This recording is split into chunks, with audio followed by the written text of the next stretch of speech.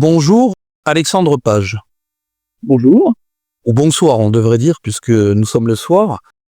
Alors, comme il est de coutume dans cette émission, Trajectoire, est-ce que vous pouvez vous présenter en quelques mots?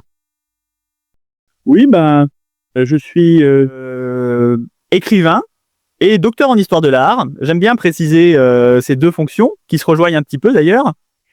Donc écrivain de romans, de nouvelles et puis d'ouvrages d'histoire de l'art puisque c'est ma spécialité.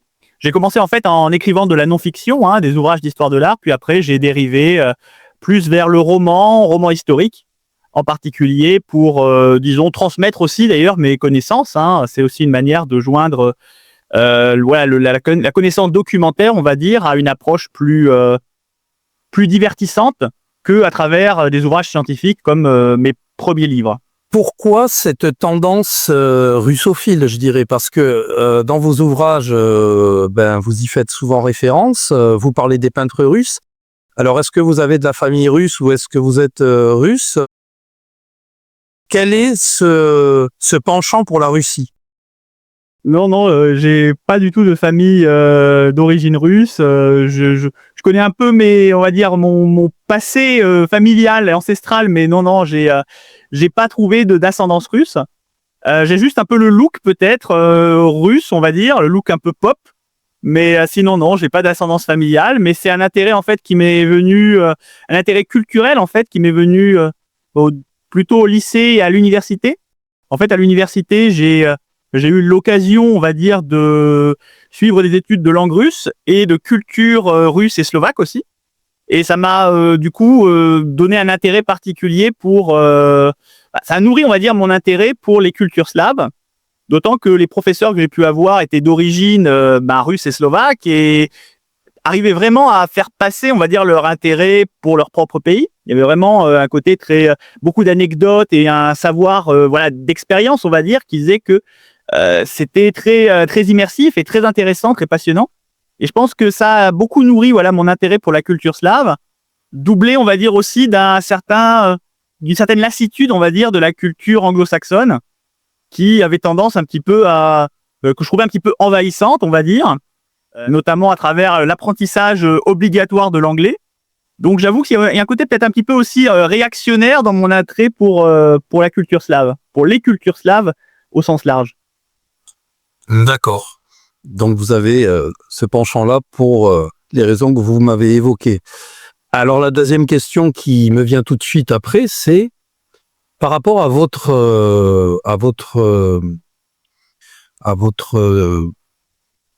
travail d'écrivain et ce choix d'avoir, puisque c'est le sujet principal de cette émission et on tournera autour de ce sujet principal, celui de l'auto-édition. Pourquoi vous vous êtes tourné vers l'auto-édition? Moi, j'ai vu, en tout cas sur les réseaux sociaux, que vous aviez affiché que c'était une certaine liberté, quelque part. Mais je ne sais pas pourquoi, en dehors de ça, peut-être y a-t-il d'autres raisons, vous vous êtes tourné vers l'auto-édition. Quelle est la raison? En fait, à l'origine, c'est que le premier roman que j'ai écrit, donc s'intitule Partir, c'est mourir un peu. C'était un gros roman qui faisait 775 pages, un roman historique sur les dernières années de l'Empire russe. Et j'ai tout de suite compris qu'un premier roman, on va dire, dans ce gabarit, dans ce genre littéraire, ça allait être très compliqué à soumettre à une maison d'édition. Donc, j'ai commencé à explorer un petit peu les solutions alternatives. Et c'est comme ça que j'ai découvert que Amazon proposait un service d'auto-édition. Et de fait, j'ai fait la maquette. J'avais aussi un petit peu les capacités, on va dire, de faire la maquette du livre, de faire la couverture. Et j'ai posté, j'ai mis en ligne, on va dire, mon livre sur Amazon. Et tout de suite, on va dire, dans les premières semaines, ça a plutôt bien pris, puisque mon roman a été sélectionné pour le prix littéraire qu'organise Amazon chaque année, donc pour leurs auteurs auto-édités. Donc, j'ai eu tout de suite, on va dire, une certaine visibilité, et ça m'a invité à poursuivre dans l'auto-édition en me disant, oui, voilà, j'étais capable de faire quand même quelque chose, on va dire, en indépendant. Puis après, j'ai créé un site internet, un site vitrine plus exactement qu'un site internet, Et j'ai aussi construit mes réseaux sociaux, puisque j'étais pas présent sur les réseaux sociaux avant de publier. Et l'un dans l'autre, je me suis dit, bon, je suis capable, on va dire, de gérer tout cela sans forcément avoir un éditeur derrière, sachant que j'avais aussi un petit peu repéré sur Internet que beaucoup d'auteurs se plaignaient de leur éditeur, en particulier de petits éditeurs. Donc, je me suis dit, à part viser des gros éditeurs comme Gallimard ou comme Albin Michel, mais c'est quand même audacieux, je me suis dit, je vais peut-être quand même continuer en auto-édition plutôt que de tenter l'édition où peut-être j'aurai des contenus. Et après, oui, bien sûr, l'auto-édition, c'est aussi des libertés. Moi, j'adore faire mes couvertures, par exemple, et c'est vrai que c'est une liberté qu'on n'a pas quand on est dans une maison d'édition. Donc, c'est comme ça que j'ai pris la décision, en fait, de poursuivre dans l'auto-édition. Ça me convenait. Et puis, j'ai pas eu forcément non plus de sollicitation de maison d'édition après coup. Donc, je me suis dit, je vais continuer comme ça. Ça me convient. Tant que ça me convient, je vais continuer. Et puis, peut-être qu'à un moment donné, je sais pas, j'aurai une lassitude et peut-être que j'irai voir ailleurs. Mais pour l'instant, l'auto-édition me convient très bien. D'accord. Mais alors là, je suis aussi quelqu'un qui pose les questions qui fâchent parfois. J'aime bien ça, j'aime bien voilà des questions qu'on n'a pas l'habitude forcément d'entendre et des réponses qu'on n'a pas l'habitude, j'espère, d'entendre. Est-ce que c'est pas un peu facile ça? Oui, disons que justement quand je m'étais lancé, quand j'ai publié Partir c'est mourir un peu, j'avais discuté avec un éditeur, enfin qui était dans le milieu de l'édition, on va dire, plutôt qu'un éditeur. Et il m'avait expliqué que sans doute Partir c'est mourir un peu aurait été taillé de moitié en fait s'il avait été publié dans une maison d'édition. Il y aurait eu beaucoup de choses qui auraient été supprimées, peut-être des longueurs aussi, peut-être que le livre aurait été plus divertissant en soi que ce qu'il est actuellement, puisque c'est vrai que c'est un livre qui est quand même très lourd d'un point de vue historique avec beaucoup de détails. Mais pour ma part, voilà, c'est vrai que je n'aime pas trop qu'on touche à mon travail, on va dire. Donc oui, il y a aussi peut-être un côté un peu protectionniste que je mets sur mes ouvrages. Après, il y a aussi le fait que je sais qu'il y a des auteurs qui se plaignent notamment d'une certaine forme de censure où il faut rajouter un petit peu de diversité ou mettre un personnage homosexuel dans une histoire qui n'en nécessite pas et qui sont allés dans l'auto-édition aussi pour cette raison. Il y a des auteurs édités que je connais très bien, que je suis et qui me suivent sur les réseaux sociaux d'ailleurs, qui ont fait le choix de publier certains livres en auto-édition pour éviter la censure de certaines maisons d'édition qui sont un peu trop, on va dire, progressistes, entre guillemets. Oui, d'accord. Donc, on en revient à cette fameuse liberté. En tout cas, vous êtes très prolifique. Je vois que vous avez un certain nombre d'ouvrages à votre actif. Ça, on peut pas dire que vous que vous économisez. Vous avez quand même écrit, je sais pas combien d'ouvrages, mais c'est quand même très très diversifié. Comment vous vous situez, dans cet espace d'écrivain? Est-ce que vous vous trouvez comme un écrivain marginal finalement qui trouve sa place dans cet espace de l'auto-édition et qui s'y sent bien, ou il y a quand même pas une frustration mais une envie de crever le plafond de verre un petit peu et d'avoir un auditoire plus large? Comment vous vous situez en fait dans le milieu des écrivains? Oui, disons que j'ai un profil un petit peu atypique, on va dire, parce que déjà le genre littéraire dans lequel j'écris principalement, qui est, on va dire, historique, même s'il y a des ouvrages qui s'aventurent un petit peu dans d'autres registres, mais le genre quand même dominant, c'est historique, puisque mes ouvrages se déroulent tous dans le passé, de toute façon. Donc c'est déjà profil qui est un peu atypique, parce que dans l'auto-édition, la tendance, c'est plutôt de publier de la romance, du thriller, du polar, des genres, on va dire comme ça, un petit peu dans l'air du temps. Et c'est vrai que le genre historique, en auto-édition, est pas encore très représenté. Il n'y a pas beaucoup d'auteurs qui publient dans le genre historique en auto-édition. Donc déjà, c'est vrai que j'ai un profil un petit peu atypique. Après, je pense pas être particulièrement marginal par rapport à mon auditoire, à ma visibilité, on va dire, parce que je suis quand même plutôt suivi sur les réseaux sociaux. J'ai été 2 fois finaliste du prix des plumes francophones qui est organisé donc par Amazon pour les auteurs auto-édités. Donc j'ai quand même une certaine visibilité, on va dire que je suis pas complètement marginal et mis de côté, on va dire. On va dire que on me connaît, dans le milieu. Mais c'est vrai que mon genre littéraire, on va dire, me met un petit peu à côté de ce qui se fait ordinairement en auto-édition, ça c'est sûr.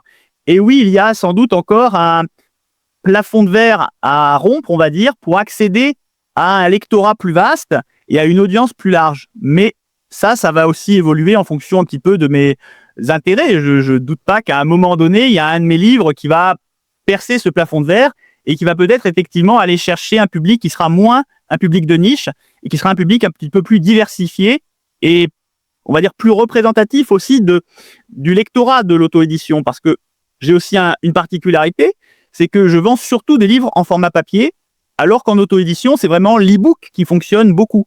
Et je ne sais pas pourquoi, mais j'ai cette particularité-là aussi. Donc, mon objectif, oui, c'est d'aller chercher un lectorat de l'auto-édition qui lit des e-books et qui va peut-être aussi lire des genres littéraires un petit peu plus, comme je le disais, le polar, le thriller. J'ai des idées en ce sens, donc peut-être que dans les mois ou les années à venir, j'arriverai à crever le plafond de verre, ce qui est mon but en tout cas. Oui, alors effectivement, hein, c'est vrai ce que vous dites. Vous avez d'ailleurs même une particularité. Je trouve que vous vous inscrivez un peu comme les écrivains du 19e siècle, si vous voulez. Vous êtes très proche de ça quand même. Donc, quelque part, vous êtes un peu à rebours de ce qui se fait et de la modernité, entre guillemets, que les écrivains embrassent quelque part. Donc, effectivement, il y a cette particularité. Et il y en a une autre aussi, j'ai souligné ça puisque j'ai un peu farfouillé dans les réseaux par rapport aux manifestations diverses et variées de ce monde de l'édition. Comment vous voyez le monde de l'édition actuel, hein, et comment vous voyez le monde des petits festivals, des petits de ce qui n'est pas représenté par Paris quelque part, parce que j'ai l'impression que vous avez une dent contre eux.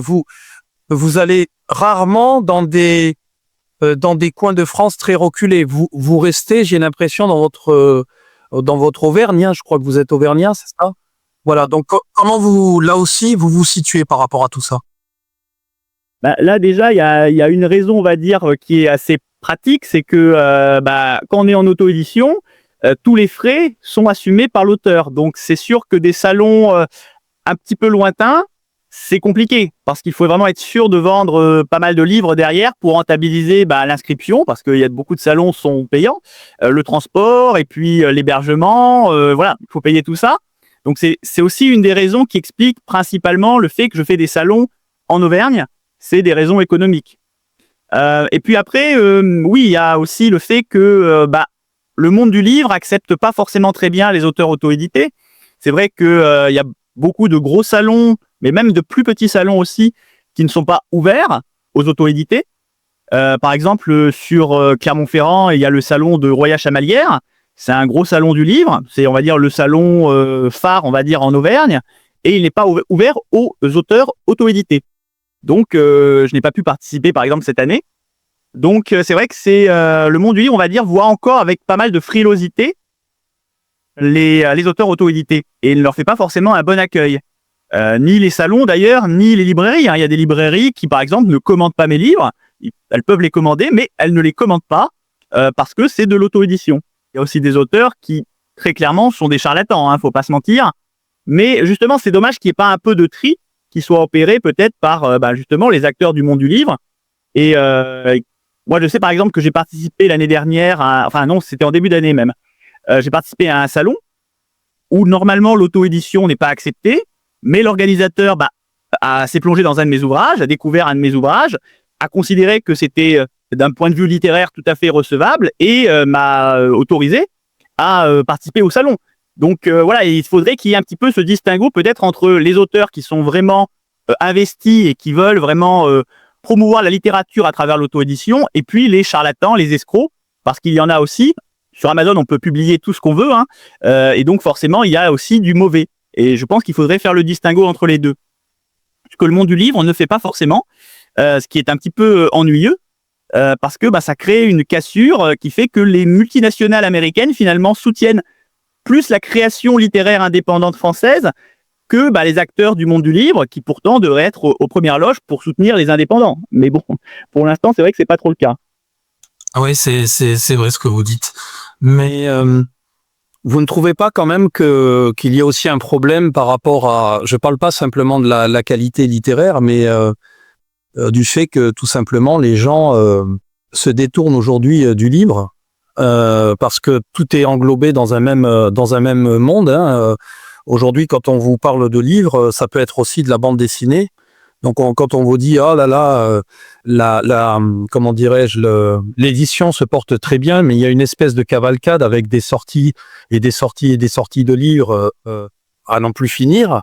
Et parfois, c'est une bande dessinée qui est en tête des ventes et on dit, c'est de la littérature. Alors, est-ce que vous pensez pas qu'il y a un problème avec ça et que finalement, ça va devenir très très difficile pour des lecteurs de revenir, des lecteurs qui sont pas forcément assidus, quoi, parce que évidemment les autres ils sont acquis à la littérature. Mais est-ce que vous pensez pas que ça va être de plus en plus difficile dans l'avenir d'attirer les gens vers la littérature? Non, je pense pas personnellement. Déjà, c'est vrai qu'on a tendance un petit peu à avoir des chiffres faussés parce que, par exemple, justement, l'auto-édition n'apparaît jamais dans les classements officiels de meilleures ventes. Pourtant, sur Amazon, très fréquemment, les meilleures ventes viennent d'auteurs auto-édités. Et moi, je sais qu'il y a des auteurs auto-édités que je connais qui sont des auteurs qui vendent énormément de livres. Il y a des auteurs, je vais pas citer de nom ici, mais des auteurs notamment d'urban fantasy, qui est un genre littéraire très à la mode, qui est un genre littéraire qui est très lu par les femmes aussi, et les femmes sont les principales lectrices en France, il faut le savoir. Eh bien, c'est un genre littéraire où les auteurs vendent énormément et même font beaucoup plus de ventes que certains livres édités dans des grandes maisons comme Gallimard ou Albin Michel. Donc, je pense qu'il faut peut-être relativiser aussi cela. Peut-être tout simplement que les auteurs, que les lecteurs se sont détournés des maisons d'édition, en partie, tout du moins, pour lire des auteurs indépendants, justement. Des auteurs indépendants qui ne sont pas comptabilisés dans les chiffres de vente, qui parfois d'ailleurs ne sont même pas comptabilisés dans les dépôts légaux, puisque les auteurs Amazon ne font pas toujours le dépôt légal obligatoire à la BNF. Donc, parfois, il y a des publications carrément qui échappent, en fait, aux statistiques. Donc, c'est un petit peu compliqué, je dirais, de dire que les gens peut-être lisent moins. Moi, je pense que les gens lisent peut-être autant, si ce n'est plus, mais avec le développement du livre d'occasion, les gens vont se tourner vers l'occasion beaucoup plus qu'avant. Et avec le développement de l'auto-édition, les gens vont aussi lire beaucoup plus de livres numériques en ligne, sachant que les e-books en plus en auto-édition sont beaucoup moins chers que les e-books des maisons d'édition. Donc je pense que ça crée aussi une dichotomie par rapport entre le monde de l'édition et le monde de l'auto-édition. Après, c'est vrai qu'on me dit souvent les gens lisent moins. Moi personnellement, c'est vrai que quand je vais sur les salons littéraires, je vois un public quand même assez âgé. Par contre, j'ai quand même le sentiment que sur les réseaux sociaux, il y a quand même un public jeune qui lit et qui est même assez gourmand de livres. Mais un public jeune qui n'a pas forcément les moyens, par contre, d'être gourmand de livres neufs. Et donc, qui va effectivement lire soit des e-books à 3 € parce qu'ils sont en auto-édition, soit acheter des livres d'occasion à 2-3 € sur Momox.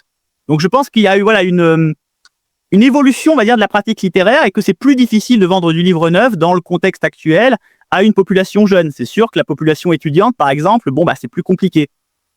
Donc, il y a quelque chose, à mon avis, à ce niveau-là. Mais je pense que les gens aspirent quand même à la lecture. Enfin, moi, c'est mon ressenti personnel, mais je pense que les gens aspirent à la lecture. Oui, c'est possible. En tout cas, c'est une vraie question fondamentale parce que c'est vrai que maintenant, l'écran, on a l'impression, est en train de chasser l'écrit, quelque part. Et c'est vrai que c'est assez difficile parce qu'il y a une concurrence, quoi, avec le livre. C'est vrai qu'il n'y avait pas cette concurrence-là il y a 50 ou 60 ans avec les réseaux sociaux. Et je voulais vous faire réagir d'ailleurs par rapport aussi au circuit qui accompagne les livres parce que évidemment sans les libraires, sans tous les acteurs de la chaîne aussi, on n'a pas, comment dire, on peut passer outre effectivement par les réseaux et faire comme vous faites, mais je pense qu'ils ont quand même encore un rôle à jouer Et je voulais vous faire réagir justement à un de vos tweets parce que ça m'a fait rire.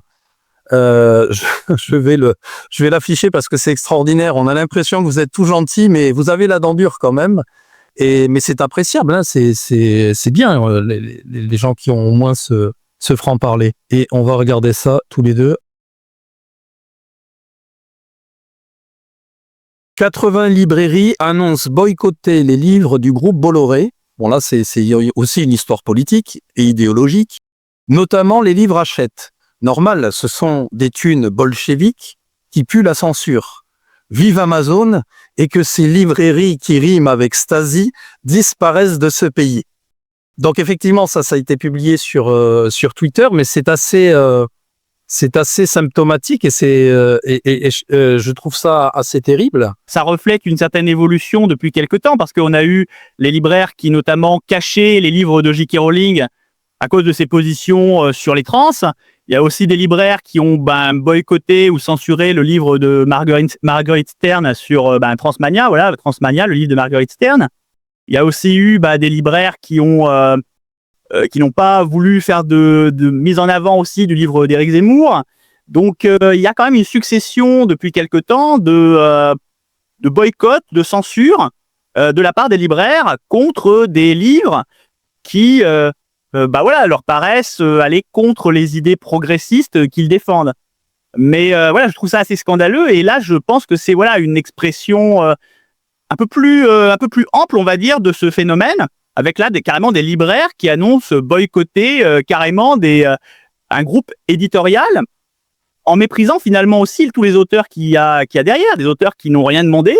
Pour le coup, c'est-à-dire qu'on pouvait à la limite reprocher à J.K. Rowling ses positions sur les trans, on pouvait les reprocher à Marguerite Stern, on pouvait éventuellement les reprocher à Éric Zemmour, à reprocher les positions politiques d'Éric Zemmour. Mais là, les auteurs qui sont derrière le groupe Hachette, eux, n'ont carrément pas de position politique. Donc, je trouve que ça vraiment, c'est une montée en gamme, on va dire, de cette censure et de ce danger, oui, que représentent ces libraires qui veulent décider à la place finalement des lecteurs ce qu'ils doivent lire. Et je pense que c'est mépriser même la capacité intellectuelle des lecteurs de décider ce qu'ils veulent lire, parce que on peut tout à fait vouloir lire le dernier livre d'Éric Zemmour sans forcément adhérer à ses idées, simplement pour avoir un poids qui contrebalance le livre qu'on a acheté du côté de Jean-Luc Mélenchon ou je sais pas, de Philippe Poutou. C'est-à-dire qu'on pourrait acheter les deux livres pour avoir tout simplement un visuel sur l'idéologie politique actuelle et sans forcément d'ailleurs adhérer à l'une ou à l'autre. Et je trouve que les libraires, oui, ils sont aujourd'hui en train de pratiquer une censure dangereuse qui est une censure de pays totalitaire. Pour moi, c'est exactement ça. On est vraiment là dans quelque chose qui devient totalitaire. Mais ça ne me surprend pas parce que malheureusement, les librairies, et j'ai de plus en plus de lecteurs aussi qui me font cette remarque, ont tendance à mettre en avant leurs idées de gauche plutôt que de faire acte de neutralité et d'objectivité comme finalement la déontologie des libraires devrait les obliger. C'est un bienfait qu'ils puissent mourir parce qu'il y a vous êtes du côté en fait de la force noire, démoniaque. Pour eux, vous passez par Amazon, c'est le diable, hein, évidemment. Est-ce que vous pensez qu'ils ont encore de l'avenir, ces libraires? Là, on fait tout le tour de la chaîne. Il y a quand même beaucoup de librairies qui sont déjà plus ou moins bénévoles, où il n'y a pas forcément de salariés. J'ai un petit peu remarqué des librairies qui sont très engagées à gauche aussi, donc qui sont presque des librairies syndicales, hein, en quelque sorte. Il y a vraiment quelque chose de cette littérature d'extrême gauche. Donc c'est pas non plus une grande surprise de les voir boycotter le groupe Bolloré. Qui d'ailleurs, je pense, ne devait pas être très présent dans les rayons déjà de ces librairies. Mais oui, je pense que c'est bien que ces librairies-là disparaissent. Si elles n'assument pas, on va dire, d'être des librairies spécialisées, après tout, on peut tout à fait entendre qu'il y ait des libraires qui vont faire de la littérature de gauche, comme il y a des libraires qui vont faire de la littérature de droite. Pourquoi pas? Mais il faut assumer, on va dire, ce positionnement. Et je pense qu'effectivement, si ces libraires-là ne refusent de l'assumer, font finalement de la propagande politique sans s'en réclamer, je pense que c'est mieux que ces libraires, effectivement, disparaissent. En tout cas, je pense qu'ils n'apportent pas grand-chose dans le paysage intellectuel et culturel français. Et moi, je suis un auteur Amazon, de toute façon, donc c'est sûr que déjà, les libraires, de base, bon, c'est pas forcément des amis, hein. C'est vrai que même des libraires qui sont tout à fait respectables, me voit d'un mauvais œil, on va dire, et voit d'un mauvais œil mes livres quand c'est marqué Amazon derrière. Mais pour le coup, c'est vrai que pour moi, ces libraires-là ne font pas leur travail. Voilà, ce sont des personnes qui rompent avec la déontologie de leur profession. Et de mon point de vue, leur disparition ne serait pas forcément un mal. Je pense qu'au contraire, ils font beaucoup de mal au métier de libraire, ils font beaucoup de mal à la congrégation des libraires, parce que j'ai beaucoup de lecteurs qui me le disent. Les libraires font de l'idéologie. Quand je vais les voir pour leur demander tel auteur, ils refusent de le commander. Et je vais commander sur Amazon. Donc en fait, ils donnent une image des libraires effectivement très négative. Et beaucoup de lecteurs vont se rabattre sur Amazon parce que Amazon, lui, fait pas de l'idéologie, il vend tous les livres. Et je pense qu'effectivement, c'est ce que devrait faire un libraire. Peut-être pas vendre tout, mais au moins de tout. D'accord. Bon, c'est au moins le propos est clair et voilà, et direct et sans tergiversation. Alors est-ce que, parce qu'on a parlé des libraires, on a parlé de l'auto-édition, mais est-ce qu'il n'y a pas aussi une responsabilité des écrivains eux-mêmes, parce que je ne sais pas si c'est le cas dans le domaine de la littérature, mais moi je le ressens. Ce serait très prétentieux de dire que tout est acheté, mais on sent quand même, et je trouve que c'est le cas dans d'autres domaines artistiques. Enfin, la littérature n'est pas un domaine artistique, pardon, mais dans d'autres domaines de création, pardon. On sent quand même une baisse, quoi. Une baisse vraiment majeure. Quand on regarde le type d'écrivain qu'il y avait, ne serait-ce qu'au XXe siècle, même qui passait chez Bernard Pivot, on peut se poser la question de savoir s'il existe encore des écrivains contemporains dignes de ce nom, quoi, ou qui ont envie d'aller loin, d'aller haut, qui prônent le beau. Vous avez, vous, une idée là-dessus précise, et est-ce que vous avez des écrivains, je ne sais pas, qui pour vous méritent la lumière?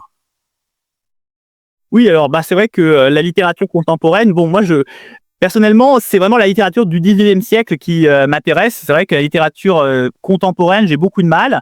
J'ai beaucoup de mal avec la mise en avant de certains auteurs comme Édouard Louis, par exemple. Je ne comprends pas la mise en avant d'Édouard Louis. Il a aucun style. Sa proposition littéraire n'a pas de sens, n'a aucun intérêt. Donc c'est vrai que j'ai du mal avec la littérature contemporaine.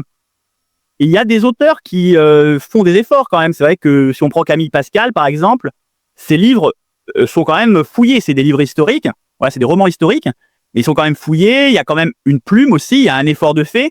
Alors après, personnellement, je trouve que c'est un peu trop historique et qu'il y a le romanesque a un petit peu été gommé, on va dire. C'est dommage. Je pense qu'un roman historique doit aussi amener un peu de romanesque. Mais pour le coup, c'est un auteur qui me parle, on va dire, dans la période contemporaine, un petit peu sinistrée.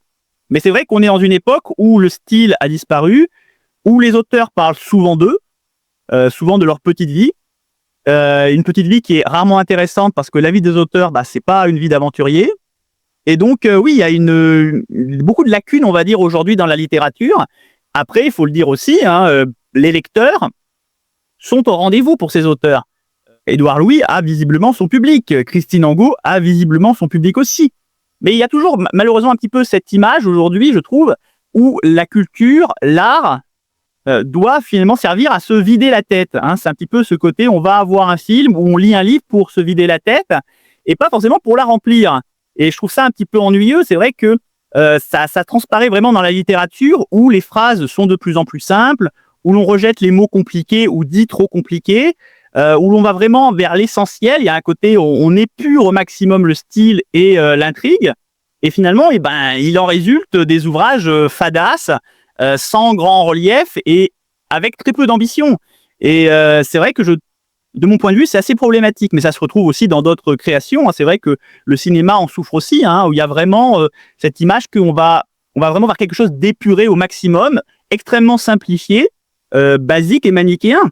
C'est vrai que le cinéma aussi souffre, je trouve, beaucoup de cette évolution, de ce principe que la culture, finalement, sert à un simple divertissement plutôt qu'à s'enrichir intellectuellement. Pour illustrer ça, j'ai sélectionné une série de vidéos que vous avez produites.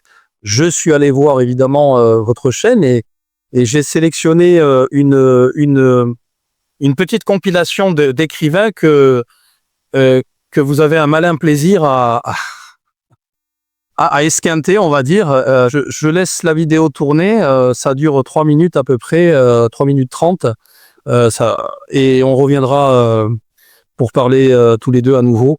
J'ai posté cette page qui a été largement relayée et il y a quelques avocats de Christine Angot qui sont quand même sortis du bois pour monter au créneau et dire mais quand même c'est injuste de juger Christine Angot sur une page comme ça prise au hasard de ses écrits. Pas totalement, parce que quand même cette page est tellement indigente que il y a un manque de conscience professionnelle de l'auteur à la placer dans un de ses livres et de vendre cela, faut quand même le dire. Ce serait gratuit à la limite, ce serait pas trop problématique, mais c'est payant et quand même faire payer des gens pour ça, c'est beaucoup. Mais avant de lire cette page, je vais peut-être quand même lire celle de Madame Angot, voilà, qui est donc extrait de Un tournant de la vie, l'un de ses romans. Donc, je vais la lire pour que vous puissiez quand même, voilà, faire la comparaison si vous n'avez pas la page sous les yeux. Alors, je précise, ce que je vais lire, c'est une page entière, faut le comprendre. Donc, il n'y a pas, voilà, je ne vais pas supprimer des passages, c'est vraiment la page entière. Et vous allez voir que c'est minimaliste. C'est un dialogue. Oui. Allô? Allô? Allô? Vincent? C'est qui? C'est moi. C'est toi? Oui, c'est moi. C'est toi, Vincent? Oui, c'est moi. C'était magnifique tout à l'heure. T'étais là? Alex t'avait pas dit? Non, je savais pas. C'était beau, j'ai pleuré, j'étais ému. C'est vrai? T'es où? Dans un café avec une amie. Viens! T'es sûr? Viens, je te dis. Alex m'a dit de ne pas venir. Alex, il va aller te chercher. Où t'es exactement? Je suis dans un café à 100 mètres. Explique-lui où tu es, je te le repasse. Voilà. Et j'ai envie de dire que c'est trop facile, effectivement, de taper sur Marc Lévy et Guillaume Musso. Alors, d'une certaine manière, c'est peut-être mieux aussi de taper sur des auteurs à grand succès qui ne risquent pas grand-chose que sur de petits auteurs contre lesquels une critique de presse pourrait être beaucoup plus destructrice. Mais j'ai envie de dire, c'est trop facile de taper sur Marc Lévy et Guillaume Musso, alors qu'ils sont loin d'être les pires incarnations de la littérature française. Je disais il y a de cela quelque temps, au moment de l'annonce de notre prix Nobel de l'année, je disais ça il y a quelque temps, que j'aurais préféré voir éventuellement Guillaume Musso nobélisé que Annie Ernaux. Pour une raison très simple, c'est que Guillaume Musso, pour moi, c'est quelqu'un qui n'a aucune prétention particulière, mais c'est un créateur, c'est quelqu'un qui bâtit un univers, construit des personnages, se glisse dans la peau de personnages qui ne sont pas lui, et il raconte des vies qui ne sont pas les siennes. Voilà. Donc, ça, c'est pour moi véritablement faire œuvre de romancier.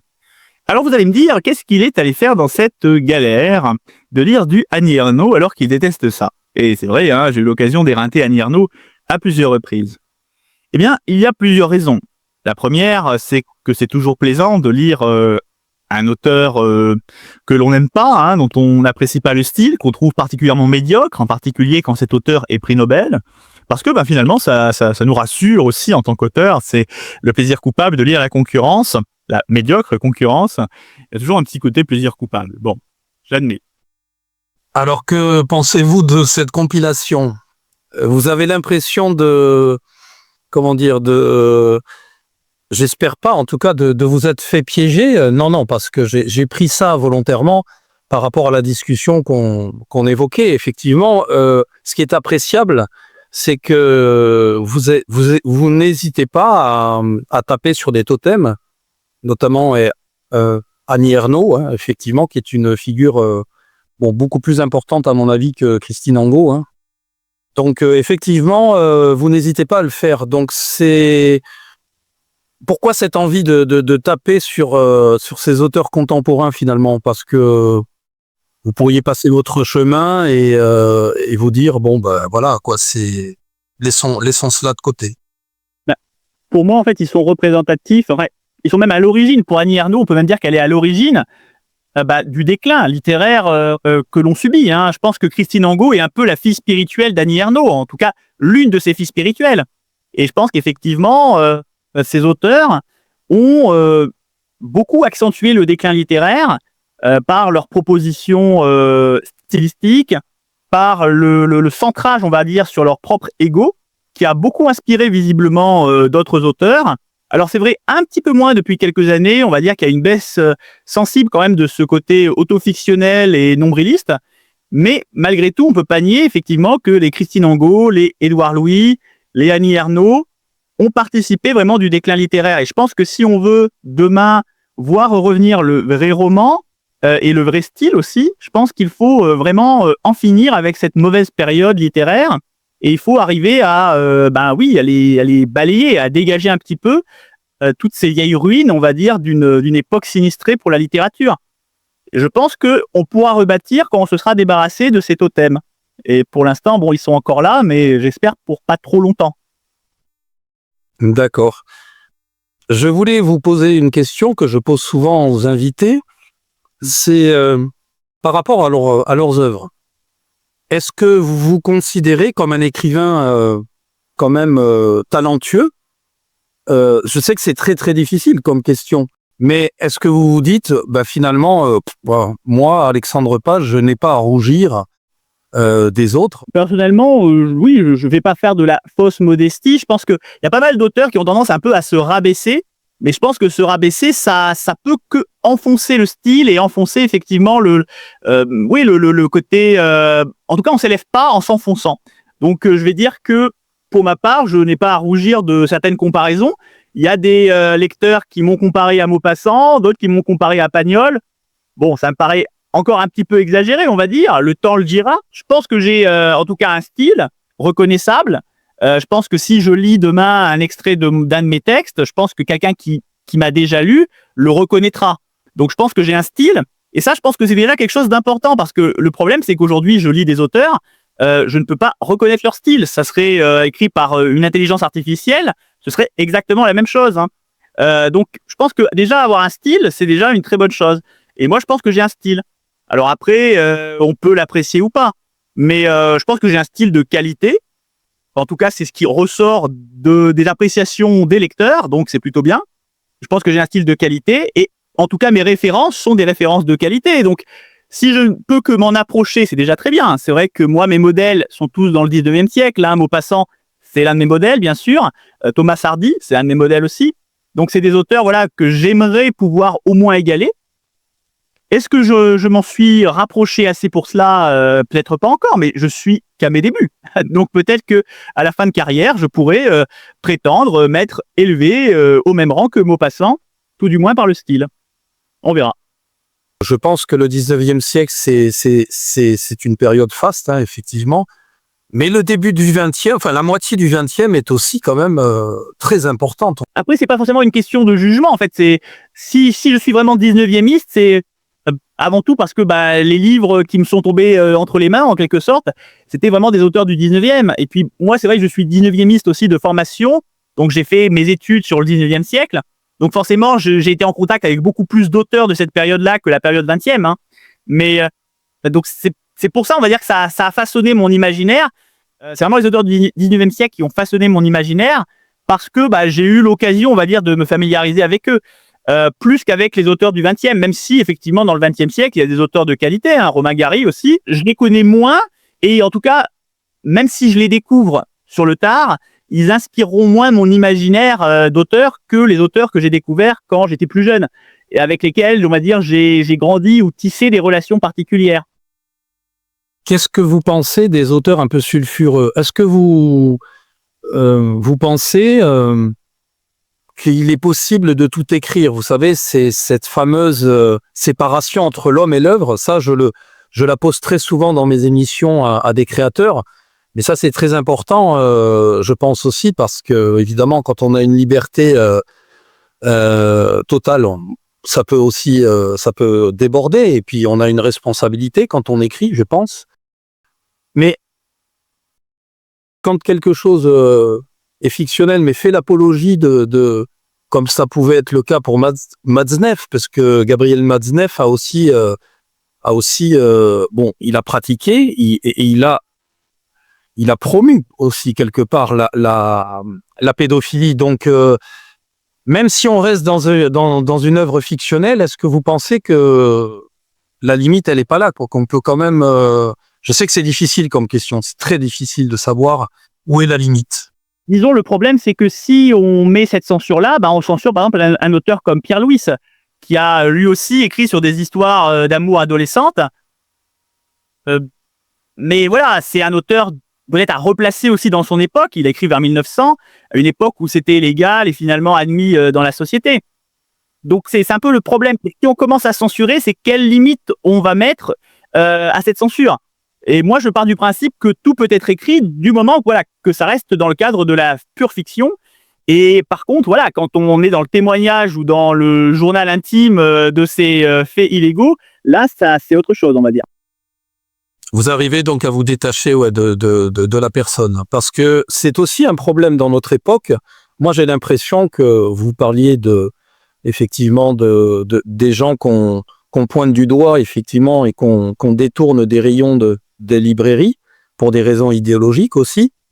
Mais j'ai l'impression que ça, c'est aussi un autre problème, c'est que maintenant, on n'arrive plus à faire cette distinction et que finalement, quelqu'un qui émettrait un message, tout à fait convenable, mais qui serait un authentique, excusez-moi, un salopard, on a du mal à l'admettre, quoi. On n'arrive plus à séparer ces choses-là. J'ai l'impression que ça, quand même, je vous parlais du début du 20e, en tout cas dans les émissions littéraires, il y avait des confrontations absolument incroyables et des écrits qui étaient qu'on ne pourrait plus sûrement voir dans nos librairies. Donc, est-ce que vous pensez que ça, on n'est pas en train de régresser à ce niveau-là? Oui, justement, j'évoquais le cas de J.K. Rowling, c'est exactement ça. C'est-à-dire que les positions, finalement, sur l'écran, on va dire, de l'auteur, amènent à la censure par certains libraires de ces livres, alors que ces livres ne reproduisent absolument pas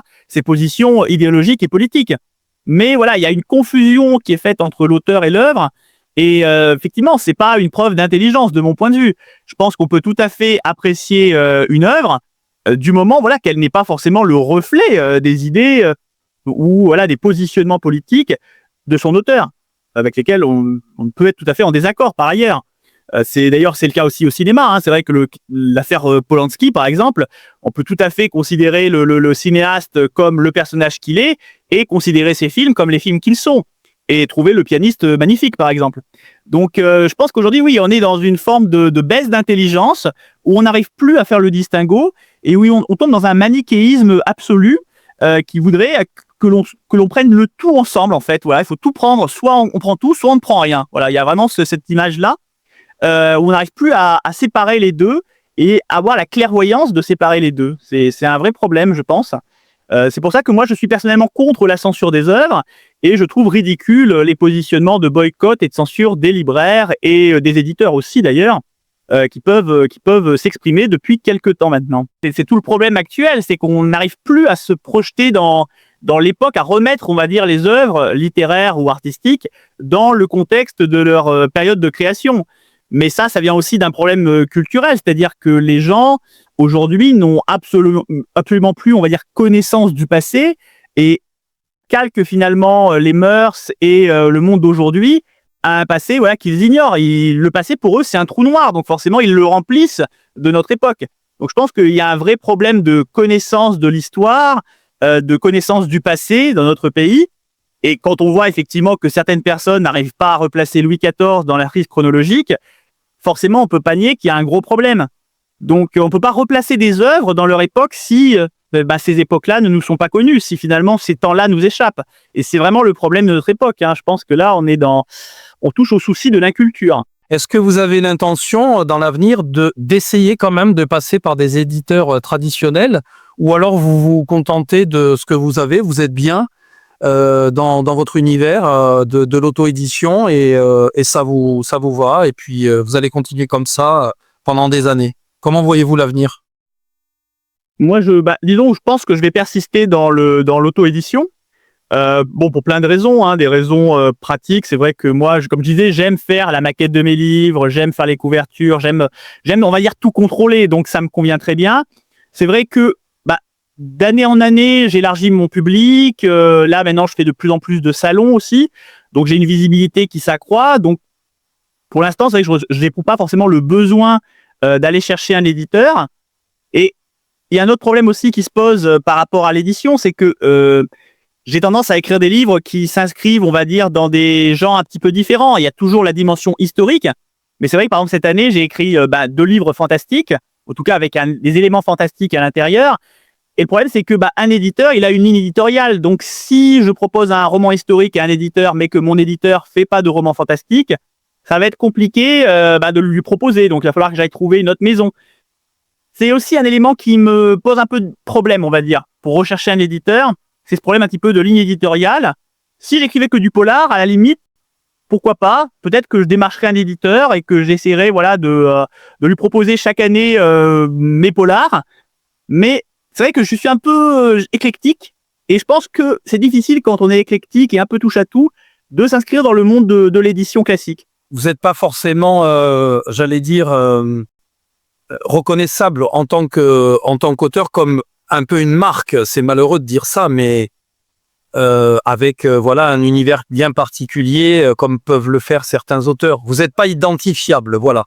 Il y a beaucoup d'auteurs effectivement qui écrivent soit avec un héros récurrent, soit toujours dans le même genre littéraire.